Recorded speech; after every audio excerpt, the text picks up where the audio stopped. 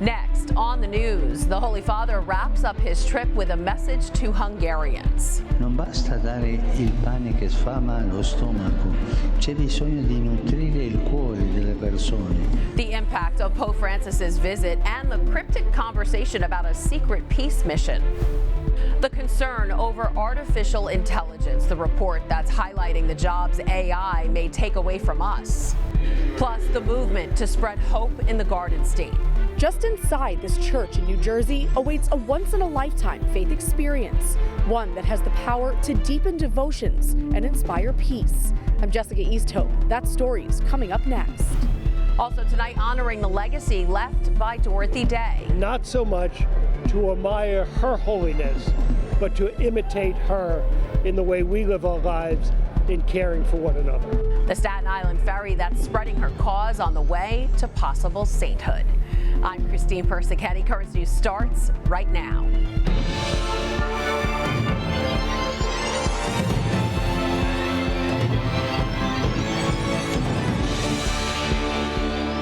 Pope Francis is back at the Vatican after wrapping up a 3-day visit to Hungary. It was the Holy Father's first trip since he was hospitalized about a month ago, and it was the closest he's gotten to the war in Ukraine. His big message to Hungary and all of Europe: to open their doors.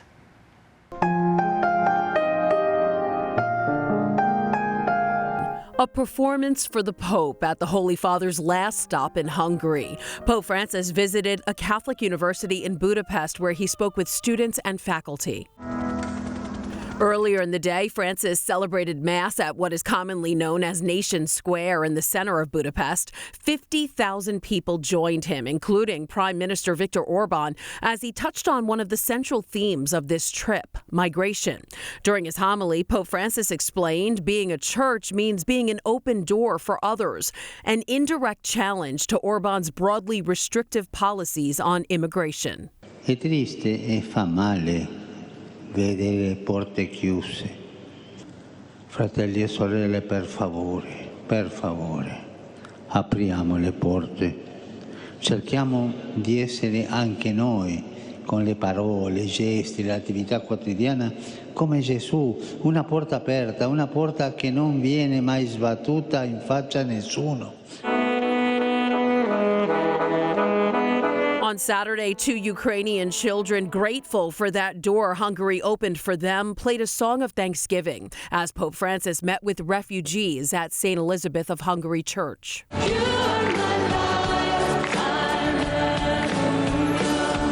And 11,000 young people turned out, filling a sports arena to listen to the Pope, who encouraged them to put down their phones and focus on serving others, praying, and seeking the silence that enables encounter with Jesus. Che cosa cercate? Che cosa cercate nella vita? Che cosa cercate nel tuo cuore? E in silenzio ognuno risponde dentro di sé. Che cosa cerco io? Elise Allen, senior correspondent for Crux, was in Hungary with the Pope, and she joins us now. Hi, Elise. Hi, Christine. So, Elise, as you've noted, Pope Francis and the Prime Minister of Hungary have very different versions of Christianity. On the papal plane ride home, Francis was asked about his discussions with Viktor Orban and his immigration policies. What did he reveal about their meeting? Well, this was a big talking point for the Pope while he was in Hungary. It came up in his very first speech. He really hit the migration issue hard, stressing the need to be open and welcoming, which is something, he thinks Hungary really needs to hear. It is very traditionally strictly anti-migrant. And on the plane, he told journalists, that when he met with Orban, he basically reiterated that position, the need to be open, to be welcoming. He said, you can't solve the world's problems or make peace in any way through closed doors. You have to have open doors, and you have to have channels of dialogue and friendship. So he really stressed the importance of being open and welcoming. But he said the migration issue is also a big problem for all of Europe. He said there are only a handful of countries that are really bearing the brunt of the migration issue in Europe, and that it needs to be solved collectively. Another issue that he brought up during his trip is sort of the issue of European unity. He said Europe needs to be more unified in general, but also when it comes to migration. And he told journalists on the plane that this was something he also said, that when it comes to migration, Europe needs to approach it collectively. It needs to find a unified solution so that not only a few countries are bearing the brunt. It needs to be something that everyone chips in on. Absolutely, they have to work together. The Holy Father also mentioned a secret peace mission in the war in Ukraine. Let's listen to what he said. Anche adesso è in corso una missione, ma ancora non è pubblica. Vediamo come quando sarà pubblica la dirò. It's not public. All right, you're our Vatican insider. What can you tell us about that? Well, honestly, Christine, not a whole lot. We don't have that many details. For most of us, I think for all of us, this is the first any of us had heard about any sort of mission, peace mission involving Russia and Ukraine. So there are a number of possibilities that this could be. Pope Francis has sent several representatives to Ukraine and to bordering countries as a sign of solidarity with refugees who are fleeing. So there could be another trip of a high-ranking representative to Ukraine, to Russia, to both. The Pope has also indicated in the past that he wants to visit both Russia and Ukraine in order to promote the cause of peace. And he's insisted repeatedly that he won't do one without the other. He wants to do both so he can engage both sides as he's tried to do from the beginning. So maybe there's a papal trip in the works, but it could also be a second meeting between he and the Russian Orthodox Patriarch Kirill. The two of them met for the first time in Cuba in 2016, and they were going to meet again last summer, but that meeting, of course, was canceled. They are trying to find a situation in which he and Kirill can meet again. So it could also be a meeting between the two of them that's finally been arranged. So it could be any one of these things. It could be something different entirely. We really just have to kind of wait and see on this one, but there are some interesting possibilities on the table. All right, aside from the war, migration, and Christianity, the Pope also spoke about AI. When he met with young people, he had a warning about the dangers of technology. In about 30 seconds, what's his big concern? Well, Francis's big concern is that we are basically going to lose touch with our humanity, that we will become so overcome with technology. It's going to be about profit and greed and efficiency, and we're no longer going to have touch with what it means to be human, to be connected, and to have respect for the vulnerable. So he said we really need to be cautious about this, where we're going with technology. It's good, but we need to have a clear sense of ethics and a clear sense of the truth of what it needs to be human, that needs to be preserved. And that was his big message on that front. Some good advice. Elise Allen, senior correspondent for Crux. Thanks for keeping us informed. Thank you, Christine. And as always, be sure to follow Currents News and the tablet online for even more exclusive coverage related to the Pope's trip to Hungary over the weekend. We carry high-powered tech in our pockets all day, but the everyday tasks computers can carry out are starting to be worrisome, not only to Pope Francis. That's because a new report is raising a lot of red flags regarding artificial intelligence concerns, all while Washington is busy with a debt ceiling debate. Currents News' Andy Madison has more. Big changes are expected for the global job market. According to a report published Sunday by the World Economic Forum, 14 million jobs will disappear in the next 5 years as more companies adopt advanced technologies like artificial intelligence. This could potentially save time and resources, but it could also lead to a loss of personal connections and a decline in the quality of these types of interactions. The WEF also says among the 3 fastest growing jobs are AI and machine learning specialists, sustainability specialists, and business intelligence analysts. The fastest declining jobs are secretarial roles, including bank tellers, cashiers, and data entry clerks. As workers worldwide deal with that, in Washington, D.C., the battle over the debt ceiling enters the month of May.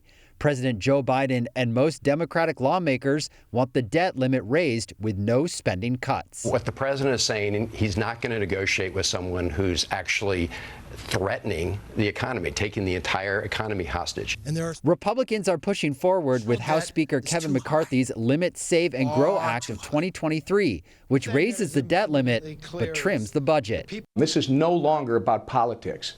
We have passed a debt ceiling solution. We will not, House Republicans will not allow America to default on its debt. We showed that last week. Andy Madison, Currents News. Entrepreneur Elon Musk is cautiously optimistic about the future of AI and is working with lawmakers to make sure it's handled accordingly. Last week, he tweeted, met with Senator Chuck Schumer and many members of Congress about artificial intelligence regulation today.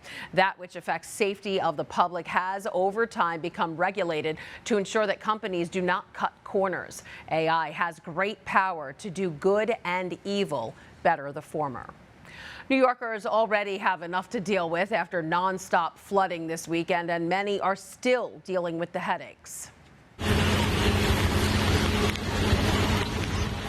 Roadways where drivers were flooded out, buildings collapsed, and lots more water damage took place. Some roads were closed for precautionary measures as crews are working around the clock now to clean up the mess that was left behind. And some of that mess, unfortunately, hit some of the parishes throughout the diocese. One of them, St. Columba Church in Marine Park, Brooklyn. They have some water damage in the sacristy that they are cleaning up today, and the rectory wasn't immune either, a couple spots there. Thankfully, it seems no church in the diocese suffered serious damage. Let's take a look at exactly how much rain we got during this record rainfall. We got a month's worth. Since Friday, almost 5¼ inches fell on New York. Since April 1st, we've gotten just shy of 7¾ inches of rain, and year to date, we're just under 17 inches of rain. A statue of Our Lady of Fatima that has traveled the globe on a pilgrimage for world peace since the 1940s is currently here in the United States, some say for the first time ever. It's continuing the journey in New Jersey, where it will visit more than a dozen parishes in the Archdiocese of Newark. Currents News' Jessica Easthope got an up-close look in Old Tappan. Our Lady of Fatima has traveled the world for 70 years and touched millions of hearts. The statue itself is delicate, but her message of peace is unbreakable. Father Kevin Kilgore can't be too careful. He's been trusted with taking this statue of Our Lady of Fatima from the Shrine of the Marian Apparition in Portugal all the way to his parish of St. Pius X in Old Tappan, New Jersey. She's been in war zones, she's been in places of peace, she's been everywhere. And so over 70 years, it's the faith of our church. Father Kevin and Ricardo Casimiro led a group of nearly 30 parishioners on a pilgrimage to Fatima to bring the statue back. Husband and wife, Mitchell and Christine Arthur, were there. Christine says she came back changed. I was always more of a quiet prayer, keep it to myself and, spread it quietly. But now I feel that it needs to really be out there. In 1917, 3 shepherd children saw the Blessed Mother before them in the town of Fatima, Portugal. A church and shrine were built around the exact location of the vision. And today it's one of the most popular Catholic pilgrimage sites in the world. Father Kevin said the hope for this pilgrimage is that it will touch young people ahead of World Youth Day in Lisbon this summer. We wanted to invest in them, to give them the experience of grace, of faith, of an international church, and have them bring that experience back into their parishes. The statue will leave St. Pius X today and travel to 13 other parishes across the Archdiocese of Newark before making its way back to Portugal at the end of the month. In Old Tappan, Jessica Easthope, Currents News. To find out where the statue is headed next, check out the schedule online at spxot.org. There's a lot more news headed your way. The Voyage to Sainthood will take you on the inaugural ferry ride dedicated to one of New York's iconic Catholics. She's a saint. Now, it may take a while for the Catholic Church to catch up to it. Plus, the NYPD's high-tech idea to help stop car thefts, and the 81-year-old who fought through adversity to receive her diploma.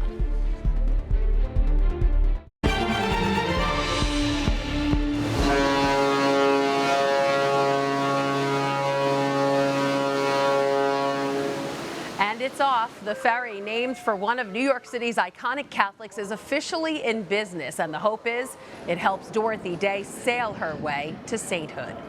Today is the 90th anniversary of the founding of the Catholic Worker, a movement aligned with the social justice and charity of Jesus Christ.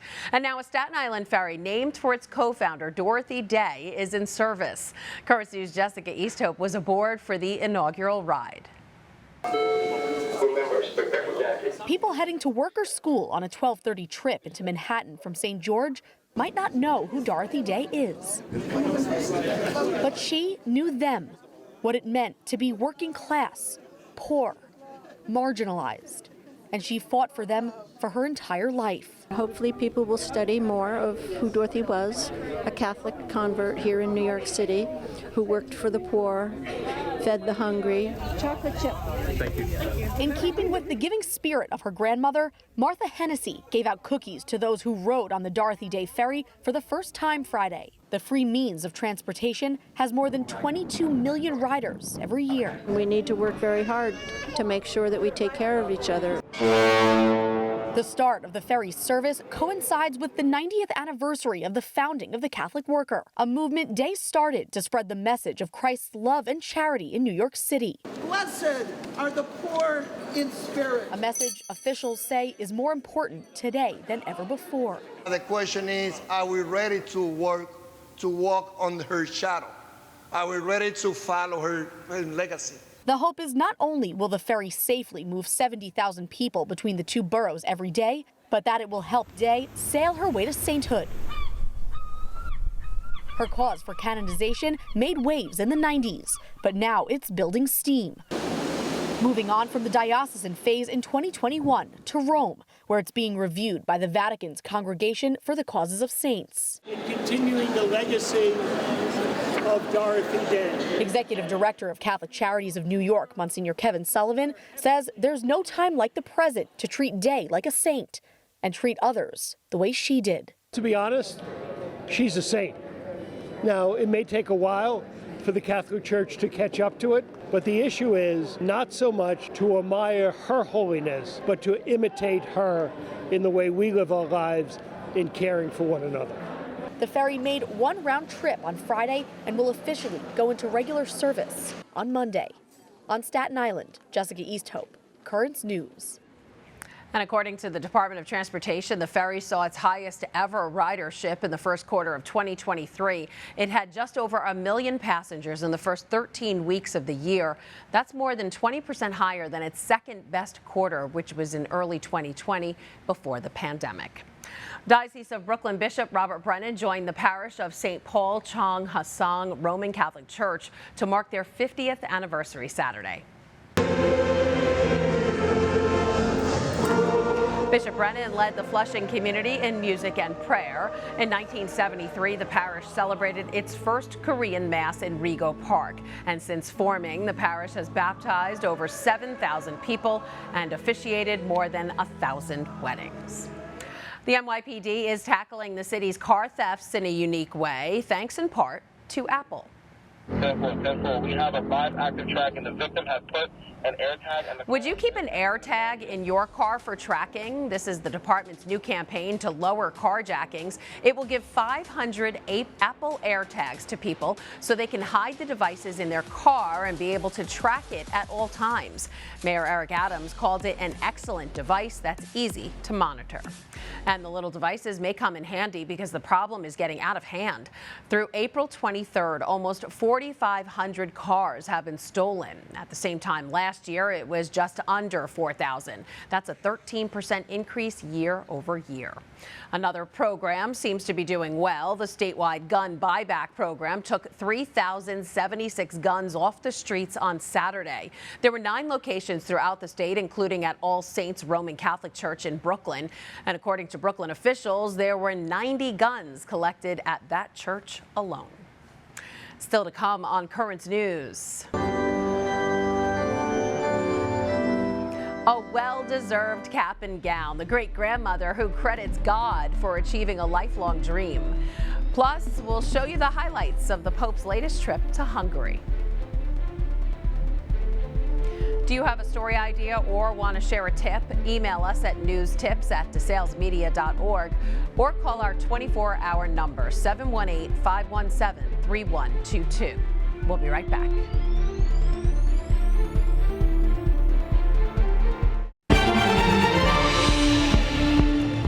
In honor of a little girl, Gianna Marie Gambino, Good Shepherd Parish unveiled a special St. Gianna statue and memorial garden over the weekend.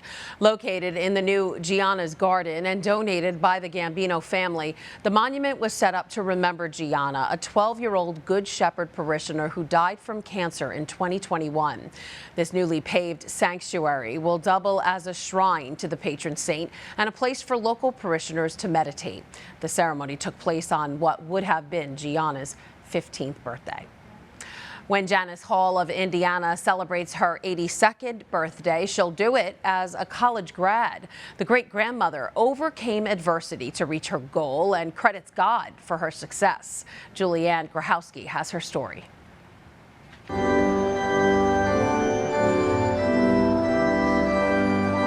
College graduation, a time to celebrate success, reflect on years of hard work in school, but mostly wonder about the future ahead. That's the story for most graduates, but not all.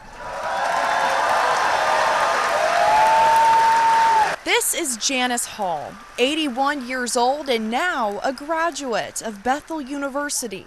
To receive the accolades and the love and the support that I've received throughout this day has been wonderful. It's an achievement that's been in her sights for over 5 decades, but more so after she retired 9 years ago. I was doing nothing and gotten bored, so I thought this is a good opportunity to finish what I started. At one point in life, Janice had been working towards earning her degree, but a serious car accident prevented her from reaching her goal. In the years since, she's raised a large family of 3 children, 14 grandchildren, and 17 great-grandchildren. She's had an extensive career in human resources and working under some of South Bend's mayors. But what you can't tell by looking at her and her successes are the hardships she's overcome. Of course, there are still challenges from the stroke. However, God has given me the strength to manage those. A stroke, 2 battles with breast cancer, and the loss of her husband are some of those hurdles she's jumped. My mother's been resilient, she's persevered, and she has met the challenge not only today but over her lifetime. I remember talking to her on the phone when she would be writing her papers, and she was so dedicated. She would say, I have to get off the phone now. I have to go do my homework. It's her faith that helped her get to this achievement and will guide her in all that's yet to come. I give God all the glory. He did it. Congrats to her. That was Julianne Grahowski reporting. This academic achievement is a major victory for 81-year-old Janice Hall, but the oldest person to receive their college degree was a 96-year-old back in 2016. Wow.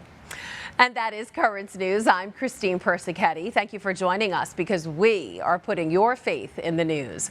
Before we let you go, we want to show you some of the sights and sounds of the Pope's trip to Hungary. Hope to see you again next time.